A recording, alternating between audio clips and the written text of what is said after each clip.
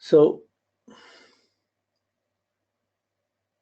yeah, like as soon as you take it from the theory and making the association to experiential reality, you start seeing, look, if you're born with Mercury somewhere, that's what you got for your lifetime. You're working with that Mercury in that way. And when it goes negative, you're going to get depressed, your mind's going to get down, your actions are going to get slowed down, and you're going to have difficulties being alert and alive. You're going to pick up on the negative and be projecting that more, making a relative sense out of that. It's not that everyone doesn't have the negative. Not everybody festers on it or holds on to it that long. We all got that half. So the Mercury runs into the negative half, runs into the positive half, and spins around about the things to talk about, the light and the dark things. But when it comes to actions in our lives, the ability to have good thoughts or positive thoughts or clear thoughts or be alert or awake or not have thoughts that are putting down other people or negative with other people, other things, what a difference it makes. So if you got your Mercury below and your subject, and you've had some difficult experiences, so you got a damn attitude, nobody fits in, why should I bother? I'm just into screw this, screw that, and it just is your own personal subjective dark side, let's call it. And when you're there, how could you possibly say something optimistic or positive? No, well, it's the world sucks. Why would I talk something positive? But like, we can get into these pockets, but the more we live in them, we live in it, it affects our alertness, it affects the things happening around us, and really, it's an invitation. If your mind's off, it's an invitation for disaster. If you're not thinking clearly, you're not positive, or you're not capable of being positive, or you're just negative. And also, if you're only positive and you can't see the negative, that's another danger. But the balance between this is Mercury goes around all these things, but as it's doing it, the actions on our other planets and how we do it affects what we're doing in our life. It's like if you have a horse and buggy, it's Mercury's the reins that are directing which way the horses are going and how fast and where. So if you have a personal negative attitude, I'm just going to follow this a little further. Subjective, Mercury's below. No one's going to reach outside. It's going to affect who your friends are, of course, because no one's going to want to be around you brooding or you being negative or doubtful or worrying. They'd like to hear curiosity. What do you think about this? What do you think about that? But if you're always going to say something negative, people are going to stop asking you. So this subjective side, to reach them, you almost have to pay the extra attention and see what the motivation is, where they're coming from, why are they so worked up? Like if someone I grew up with a lot of abuse in the house. I never thought it was abuse. I just thought it was normal. I didn't realize we were poor and we were being knocked around and things were bad till much later when I didn't notice we were poor till I got to school. And then I saw other people had a lot of other things. I didn't really care. But when it came to other things, other abusive things and alcohol and other things at home, what I had was just normal. I never really thought that much of it. Maybe as I was leaving home as a teenager, but began to make more sense 30, 40 years later. Well, look at that. But then I wasn't living in the same pattern, or I had to make decisions to get out of some of those patterns too. So when you get the Mercury low, it takes personal attention to find why is someone thinking like that? Where are they? It's not going to be social factors. It's going to be some personal judgment or idea someone's picked up that's affecting the way they think. I'm no good. My mother hated me, or my dad hated me, or I can't do this, I'm not good at anything. Like all of these things. And just like physical strength, everybody has different degrees of physical strength, Mars.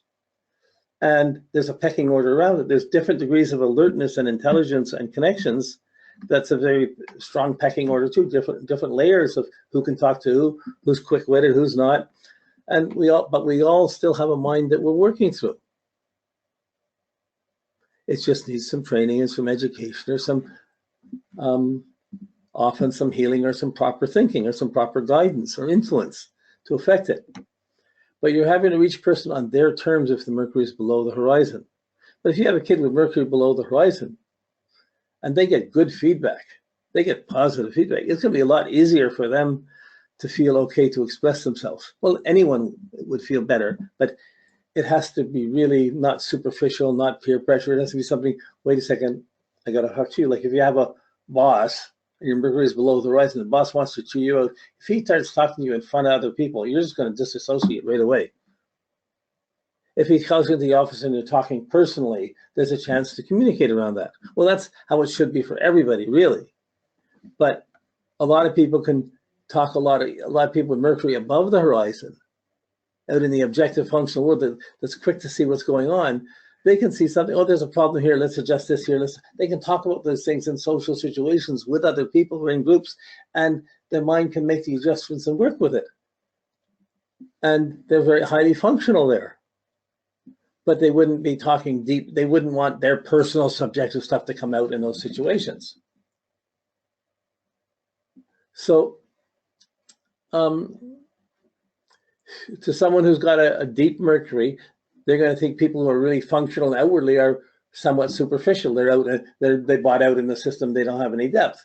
Someone who's everything above is going to think somebody with Mercury below is too self-obsessive and they're too expressive and they need special attention to fit in. So they're not going to be the easiest people to have in a group or to work with. I'm just reaching for different pictures where you can sort of see how this works. The person you're working with is going to describe this for you. Who's your own chart, the person's chart you're looking at, you'll start seeing how it works and you start assessing how they work with it. And they'll start clearing this picture up. Oh, they're processing like that. And then when you realize it's subjective thinking or objective thinking, you'll be able to say, oh, they'll give you the perfect picture of how this works.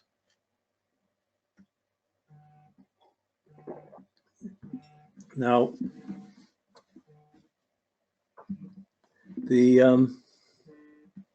so the houses, really, you just think, what are the houses? They're the rising, setting, the above, the below, the social functional reality outside of us, the things inside of ourselves.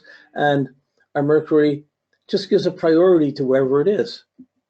So if your Mercury is above, the priority is going to be to social functional interactions, to sharing ideas, to being part. It's not going to be on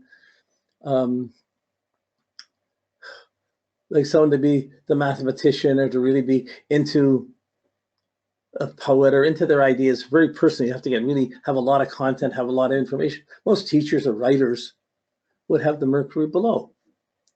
They'd be writing about personal things or subjective things, artistic things.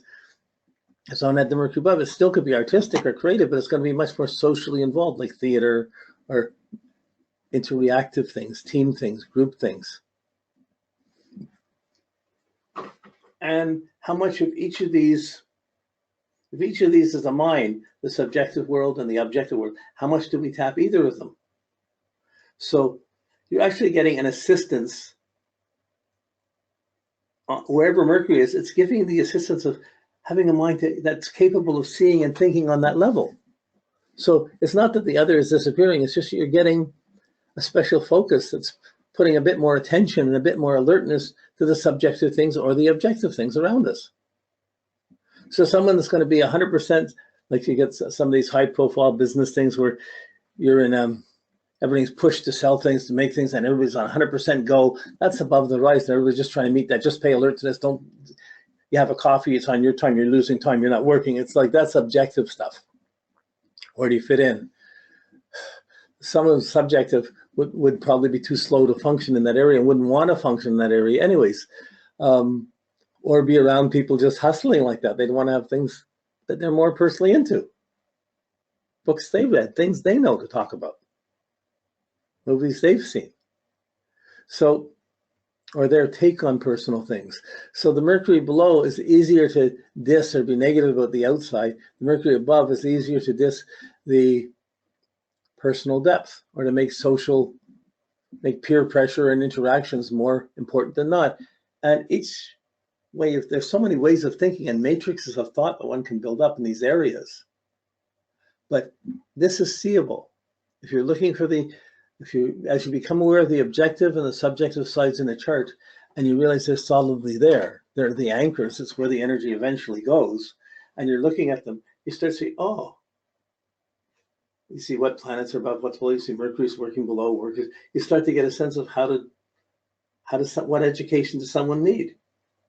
What needs to be made sense of? If someone has a Mercury really high, You could try it. It's good for them to have the depth, but they're not going. They're going to try and put it out to work faster. Someone with something deep down is going to want to get into things deeper and not want to necessarily put it out to work. Doesn't mean they can't. It just takes different levels of sophistication and different ages. This works differently.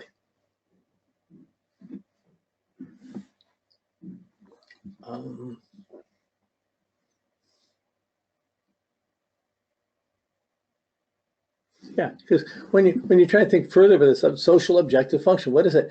It's seventh house partnerships, energies of togetherness, eighth house trust, business, ninth house of understanding principles, outlooks of where you want to do what you want to do, the way you believe in things, the status, the honor, the respect, the friendships and the enemies, the 11th house, the people you know, who's good, who's bad, and the results of what you've put out there, whether you've collected good friends or bad friends. This is in the 12th house. And so the Mercury is going to affect, it's going to be in a specific house, but it's really affecting all of those factors. That whole social objective thing, anything that involves another person and other people. Below the horizon, it can involve other people. It's not really, it's about where I'm coming from, where I'm making sense of it. You can be up there, but this is why I'm not working, or this is why I'm doing this, or this is where I'm into these things. So for each of these categories, that each planet, there's going to be 12 signs, that 12 attitudes where that Mercury can be below the horizon, 12 attitudes of Mercury being above the horizon. But you're still going to see the curiosity, the thinking, the good thinking and the bad thinking. The right ideas, it's the alertness to various social functional situations or subjective situations. So some people can watch a movie and they're looking at the team, at the group, at the business, what's accomplished, who's doing what, and what really won. And some people are looking and see who fit in, who didn't fit in, why someone was there. Someone are there looking at the personal stories inside of it. Both are valid. When they come all together, that's the most wholesome. So we have both of these sides of ourselves, and we're trying to make it wholesome, but we have a Mercury that keeps thinking in a certain area more than not, and keeps being alert to that more. And because it's alert to that more, the actions that come from those thinkings, from those thoughts, will come based on those ideas first. So when you're trying to turn this inward to a more spiritual thing, sometimes you can see, whoa, how do you get past your mind? Well, you can see where your mind is more locked up or more attached, and how do you get into your heart, or how do you turn your mind to think inwardly? Usually you'd have to let go of a lot of personal judgments or associations that may have been, that you may have made years ago, or you may have, and you might have to evolve your thinking a little bit. It's evolving anyways, whether you want to or not. It's just when it's dark or doubtful or worrisome, dark, doubtful, and worrisome things will happen around you. So this is a perfect example of the 12th house. If you're putting out your worry, if you're worried or you're not thinking clearly, or you're doubtful or you're critical, and you're just going out into the world, walking down the street, and someone else is coming along the street to look at you and sees you and you're walking past each other, if you're worrying, if you're going to have frowns on your face, you're going to look horrible. And somebody's going to look at you and say, oh, what a mean person, or what a dark person. They're not going to say anything to you. If you say something negative, they'll react even more. They'll stay away further. But if you walk down the street and you're feeling okay, you're thinking okay, and you're positive, you're open-minded, or you're happy or positive, wow, or just openly curious, that evokes a very different response from the people that run into you. And because of that, it determines much greater sense of who's a friend, who's not, and what you can accomplish or not. If you have this positive outlook, it can really affect significantly out in the world. If it's negative, it can affect significantly out in the world too, who you collect and who comes around you. But there's some of it's a choice, but we have a predisposition to start from a certain place. And that place is going to seem to be real to my mind. And then as you run into challenges from all these sides, all these areas in your chart, and your mind is trying to figure it out from your area, but it's going to have to grow to encompass it, and it's going to think it's doing it in various levels of alertness.